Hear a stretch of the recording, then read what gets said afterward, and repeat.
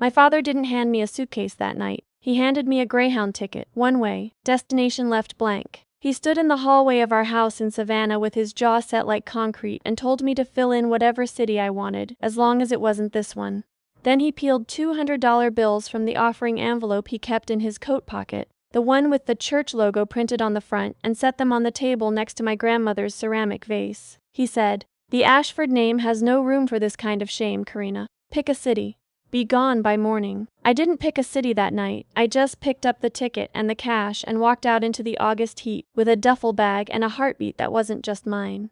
Now I'm standing in my corner office on the 14th floor of a building I own in Portland, Oregon, watching the rain slide down glass walls, and my receptionist buzzes in to tell me 2 people are in the lobby. They don't have an appointment. They say they're family. I pull up the security camera on my monitor.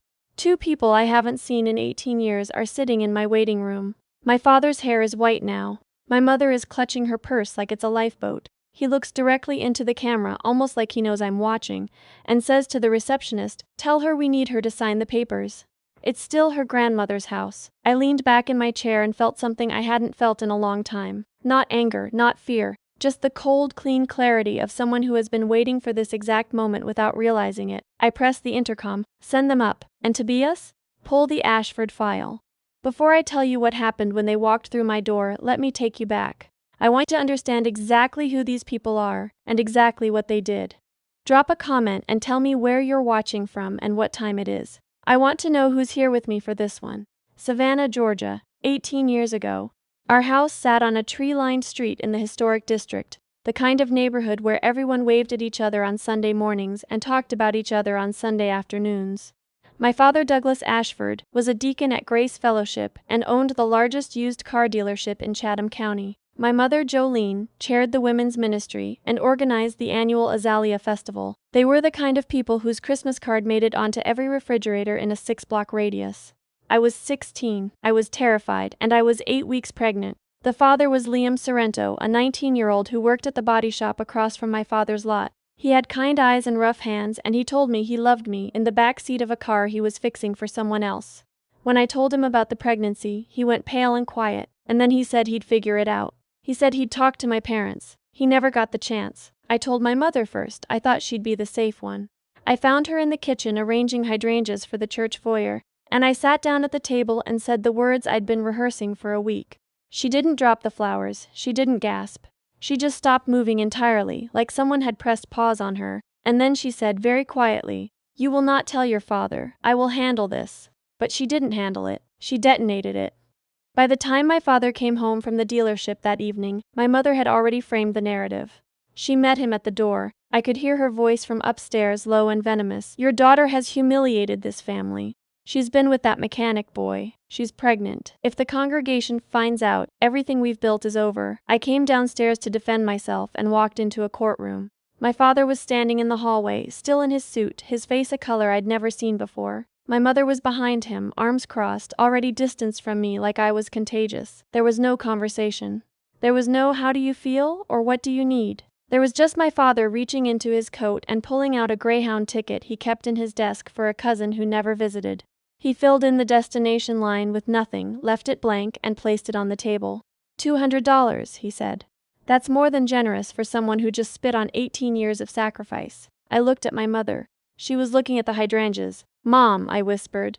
She flinched just barely, like a nerve had been touched, but she didn't look at me.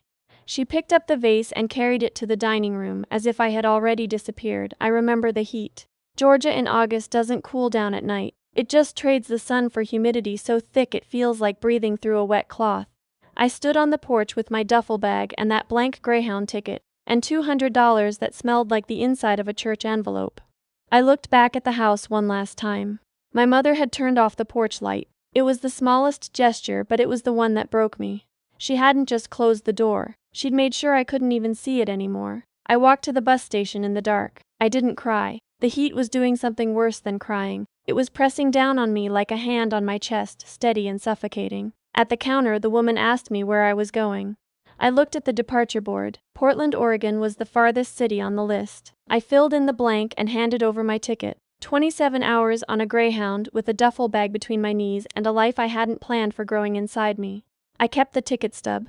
I folded it into a tiny square and tucked it into the pocket of my jeans. I told myself it was evidence, but I think it was something else. I think it was a receipt. The price my parents put on me was $200 and a blank destination. I intended to fill in that blank with something they couldn't afford. Portland hit me like cold water. After the slow, drowning heat of Georgia, the rain felt like a different planet. I arrived at the bus station at 6 in the morning with $80 left after food and a motel outside Sacramento. I had no plan, I had no contacts. I was 16, pregnant, and standing in a city where nobody knew my name or cared if I had one. I walked for hours. The rain soaked through my jacket and I couldn't stop shivering. By afternoon, I was dizzy and starving and sitting on the curb outside a diner called Rosie's on Southeast Hawthorne. The sign was hand-painted and peeling, and through the window I could see a counter with red stools and an old woman pouring coffee. I went inside because I couldn't feel my feet anymore. The woman behind the counter was Dorothea Munoz. Everyone called her Dottie. She was 71 years old, 4'11", with silver hair pinned up in a bun and hands that moved like they'd poured 1,000,000 cups without spilling a drop. She looked at me for about 3 seconds, the wet jacket, the duffel bag, the way I was holding my stomach, and she set down a bowl of chicken soup without asking. "Eat first," she said. "Talk after." I ate. Then I talked. I told her everything because I didn't have the energy to lie. I told her about the Greyhound ticket and the blank destination, and the $200 and the porch light going off. Dottie listened without interrupting. When I was done, she refilled my soup, sat down across from me, and said something I carry with me to this day. "Listen to me, baby. Those people didn't throw you out because you did something wrong. They threw you out because you were about to do something they couldn't control. You were about to become a mother. And the thing about mothers is they don't need anyone's permission to be strong." She gave me a job washing dishes that night. She gave me the apartment above the diner the next morning. It was small, just a studio with a radiator that clanked and a window that faced a brick wall, but it was mine. Nobody was going to turn off the porch light. I worked at Rosie's 7 days a week. I buzzed tables, I scrubbed the grill, I mopped floors at midnight and prepped eggs at 5 in the morning. Dottie didn't treat me like a charity case. She treated me like an employee who happened to be living upstairs, which meant she expected me to show up on time, work hard, and not waste the coffee. On the nights when the diner closed early, I sat at the counter with a used laptop Dottie's grandson had left behind and started teaching myself bookkeeping. I don't know why numbers made sense to me when everything else didn't. Maybe it was because numbers don't have opinions. They don't judge you or turn off the porch light. They just tell the truth, and if you're patient enough, they'll show you where the lies are hiding. 5 months in, I lost the baby. The doctor at the free clinic said it was a combination of chronic stress and the fact that I'd been malnourished for the first several weeks after leaving home. She was careful with her words, clinical, kind, but I could see in her eyes that she'd delivered this news before to girls who looked just like me. I sat in that clinic room with the fluorescent lights buzzing overhead and Dottie's hand on my shoulder, and I didn't cry. I had used up all my crying on the Greyhound. What I felt instead was something harder and quieter than grief. It was a door closing inside me, and behind that door I locked away every soft thing I had left. From that point on, I was going to be made of math and patience and a type of anger that doesn't burn, it freezes. The years after that moved in a blur of work and study. I got my GED at 17. I enrolled in Portland Community College at 18. I transferred to Portland State at 20, and graduated with a degree in accounting at 22. I passed the CPA exam on my first try. By 25, I was working at a forensic accounting firm downtown, and by 28, I had founded my own. I called it Tidewater Analytics. We specialized in finding money that people didn't want found. Hidden assets, shell companies, insurance fraud, embezzlement. Corporate clients hired us when they suspected someone was stealing. Divorce attorneys hired us when they knew someone was lying. I was good at it because I understood on a cellular level what it felt like to be lied to by people who were supposed to love you. Every fraudulent ledger I cracked open felt personal. Dottie watched all of this happen from behind her counter. She never took credit, never said I told you so, never asked for anything. When I tried to pay her back for the years of rent and soup, she waved me off and said, "You don't owe me money, Karina, you owe me grandchildren someday. Now get out of my diner and go be important." She passed away when I was 30 quietly in her sleep, in the apartment above the restaurant she had run for 43 years. She left me Rosie's in her will along with a note that said, "The soup recipe is in the green binder, don't change it. Don't sell the building, and don't you dare name anything after me. Just keep the light on." I kept the diner open. I hired a manager and a new cook and made sure the soup stayed the same. I kept the light on, and I named my foundation after her anyway, the Dorothea Project. Services for young women who'd been told they were mistakes. Dottie would have hated the name. She would have loved what it did. While I was building my career in Portland, I hadn't forgotten about Savannah. I didn't keep tabs on my parents out of bitterness. I kept tabs on them the way I kept tabs on any subject of interest, professionally, quietly, with data. And what the data told me was that the Ashford empire was a sandcastle at high tide. My father's dealership had been hemorrhaging money for years. He'd expanded too fast, taken on bad inventory, and made the kind of leveraged bets that only work when the economy is booming. By the time the recession hit, he was underwater by nearly $2 million. My mother had kept up appearances, still chairing the women's ministry, still hosting the Azalea Festival, but the house needed a new roof they couldn't afford, and the church donations had dried up, because people who buy used cars on credit don't tithe when the payments come due. But the thing that made my blood go cold was what I found in my grandmother's trust. My grandmother, Bertie Ashford, had passed away when I was 12. She was the only person in that family who ever made me feel seen. She used to sit me on her porch and brush my hair and tell me, "Karina, the Ashford name doesn't mean anything unless the person wearing it is worth knowing." When she died, she left her house and 3 acres of land in a trust. The primary beneficiary was me. My father was the trustee, responsible for managing the property until I turned 21. But I never turned 21 in his world. I was gone at 16, erased, and he apparently decided that a daughter who didn't exist couldn't inherit anything. The records showed that 6 months after I left, my father petitioned the probate court to have me declared voluntarily estranged. He testified under oath that I had left of my own free will and severed all contact. He told the court that he had made extensive efforts to locate me. He'd done no such thing. With me out of the picture, he got himself appointed as sole beneficiary and immediately took out a $400,000 mortgage on my grandmother's house. He used the money to prop up the dealership. When that wasn't enough, he took out a second mortgage. Then a line of credit. By the time I discovered all of this, my grandmother's house, the one with the porch where she brushed my hair, was leveraged to the edge of foreclosure, and every single document authorizing those loans bore a signature that was supposed to be mine. He had forged my name. Not once. Not twice. 7 times across 4 years. My father, the deacon, the man who passed the offering plate every Sunday, had committed 7 counts of forgery and used his dead mother's house as collateral for his own failing business. I sat in my office at 2 in the morning, the blue light of my monitor the only thing illuminating the room, and I stared at those forged signatures. They didn't even look like my handwriting. He hadn't bothered to practice. He'd just scrawled something close enough and counted on the fact that no one would check, because who audits a deacon? I closed my laptop, walked to the window, and looked out at the Portland skyline. The rain was coming down in sheets. I pressed my forehead against the cold glass and made a decision. I wasn't going to confront him, not yet. I was going to do what I do best. I was going to build a case so airtight that when the walls closed in, he wouldn't even have room to breathe. It took me 2 years. I didn't rush. Rushing is how you miss things, and I wasn't going to miss a single digit. I subpoenaed the probate records from Chatham County. I pulled the mortgage applications from 3 different banks. I obtained the notarized documents where my father had sworn I was unreachable. I even found Liam. It turned out my father had visited him 2 weeks after I left and told him that if he ever tried to contact me, he'd have him arrested for statutory involvement with a minor. Liam was 19 and terrified. He believed it. He moved to Alabama and spent the next decade thinking he'd narrowly avoided prison. When my investigator Tobias tracked him down, Liam was working at an auto shop in Mobile. He cried when he found out what had really happened. He gave a recorded statement. He said my father had told him I'd gone to live with relatives up north, and that the situation had been resolved. Like I was a billing error. I also discovered what had triggered my parents' sudden interest in reconnecting. The final mortgage payment on my grandmother's house was coming due, and the bank was demanding a signature from the trust's original beneficiary to authorize a refinance. That beneficiary was me. Without my real signature, the loan would default, the house would go to auction, and my father's last piece of collateral would evaporate. He didn't come to Portland because he missed me. He came because he needed my name on a piece of paper. The same name he'd told me wasn't worth keeping 18 years ago.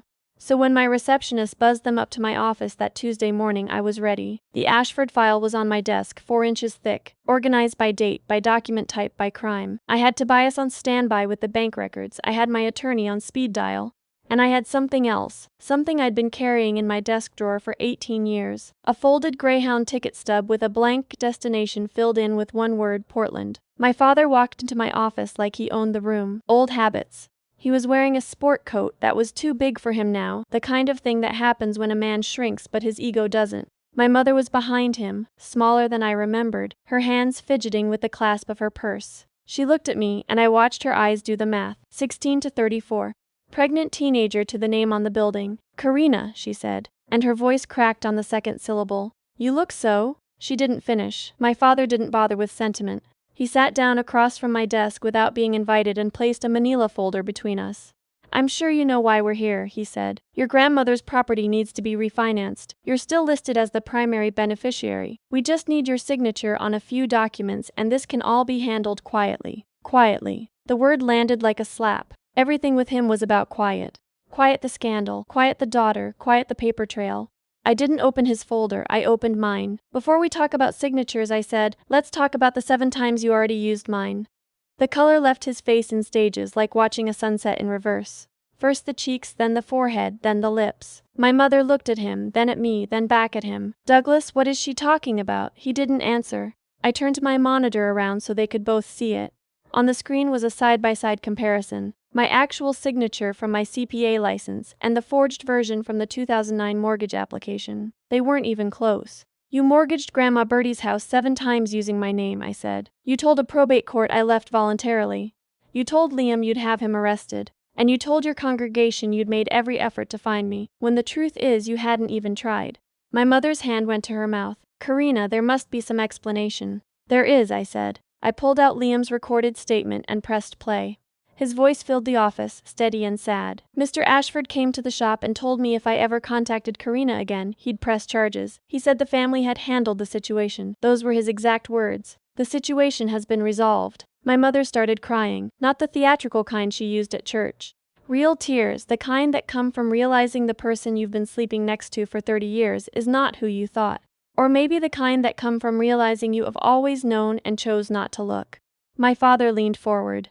His jaw was tight, and his eyes had that hard-cornered look I remembered from the hallway. You don't understand the pressure I was under, he said. The dealership was going under. The church was asking questions. I did what I had to do to keep this family afloat. This family, I repeated. The family you cut me out of at 16. The family you perjured yourself to protect. That family? I made a mistake. You made 7, I counted. He stood up, and for a moment I saw a flash of the old Douglas, the one who filled in blank tickets and turned off porch lights. What do you want, Karina? Money?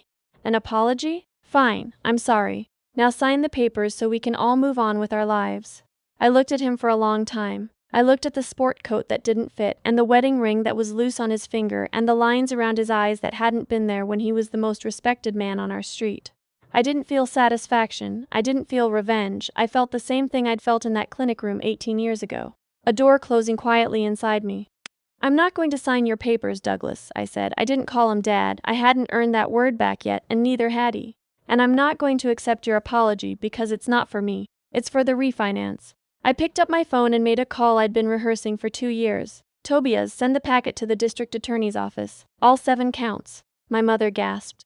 My father's face went through something I can only describe as a system crash. He opened his mouth, closed it, opened it again. You can't do this, he whispered. We're your parents. You were my parents, I said.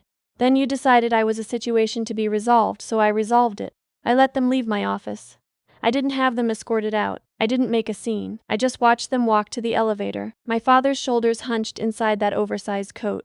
My mother clutching his arm like she was afraid he'd fall. The doors closed. The lobby went quiet. Tobias appeared in my doorway. Dee's office confirmed receipt. They'll review and likely issue a warrant within 72 hours. I nodded. Thank you. He paused. You okay? I looked at the Greyhound ticket stub sitting on my desk next to the 4-inch file. I will be, I said. Close the door on your way out. The indictment came down on a Thursday. 7 counts of forgery, 3 counts of wire fraud, 1 count of perjury. The news hit Savannah like a hurricane making landfall in the historic district. The man who passed the offering plate, who shook hands in the church lobby, who sold cars with a smile and a firm handshake, was arrested in his own driveway at 7 in the morning. I know this because Tobias sent me the police report. My father was wearing pajamas and slippers. The neighbors watched from their porches. I didn't go back to Savannah for the trial. I didn't need to. My testimony was in the documents, in the forged signatures, in Liam's recorded statement, in the bank records that told a story my father had spent 18 years trying to keep quiet. The jury deliberated for 4 hours. They found him guilty on all counts. The judge sentenced him to 9 years. My mother filed for divorce 3 weeks later. She moved to a rental apartment in Jacksonville and stopped answering calls from the women's ministry. The Azalea Festival went on without her. The church replaced my father's name on the deacon board with someone else's. Within a year, it was like the Ashfords had never existed on that street at all. I drove down to Savannah once, about a month after the sentencing, not to gloat, not to visit. I went to see my grandmother's house. The bank had initiated foreclosure proceedings, but I'd already contacted them and paid off the remaining balance in full, every cent. The house was mine now, legally and completely, the way Grandma Birdie had always intended. I pulled into the driveway and sat in the car for a long time. The paint was peeling. The garden was overgrown. The porch where she used to brush my hair had a broken railing and a swing that hung from one chain. But the bones were good. The bones were solid. I walked up the steps and stood on that porch and looked out at the street where I'd grown up. It was quieter than I remembered. The live oaks were taller. A dog was barking somewhere down the block. I reached into my pocket and pulled out the Greyhound ticket stub. It was soft from years of being folded and unfolded, the ink faded, the edges frayed. I looked at it one last time. Destination, Portland. I set it on the porch railing, tucked under a loose nail so the wind wouldn't take it. I didn't need to carry it anymore. The destination had been reached. I donated the house to the Dorothea Project. We renovated it over the summer, turned it into a transitional home for young mothers who'd been told they were out of options. We kept my grandmother's porch swing and fixed the railing and planted new azaleas along the walkway. The first resident was a 17-year-old girl from Macon who'd been living in her car for 3 weeks. She reminded me of someone I used to be. I didn't tell her my story. I just handed her a key and showed her to her room, and told her the same thing Dottie told me all those years ago in a diner on Hawthorne Street. Eat first, talk after. That night I flew back to Portland and went to Rosie's. The diner was closed for the evening, but I let myself in with my key and sat at the counter in the dark. The place smelled like coffee and grease and lavender from the little sachets Dottie used to hang behind the register. I opened my laptop and pulled up the Dorothea Project's application portal. There were 47 new applications that week, girls from Memphis and Baton Rouge and Topeka, and a dozen other cities where the porch light had been turned off. I read every single one. I didn't see case numbers or statistics, I saw me. Every single one of them was me, 16 and pregnant and standing at a bus counter with a blank ticket, trying to pick a destination that might be kind. Family isn't the man who hands you a bus ticket and tells you your name isn't worth keeping. It isn't the woman who turns off the porch light so you can't find your way back. Family is the 71-year-old stranger who sets down a bowl of soup without asking why you need it. It's the woman who tells you that your only job right now is to eat, and that the talking can wait. I looked at the faded menu board above the counter, the one Dottie had hand-painted 30 years before I ever walked through her door, and I read the words she'd scrawled in the corner in her tiny, stubborn handwriting. Lights on, come in. I closed my laptop. I locked up the diner. I walked out into the Portland rain, and for the first time in 18 years, I didn't feel like I was walking away from something. I was walking toward it, and I left the light on behind me.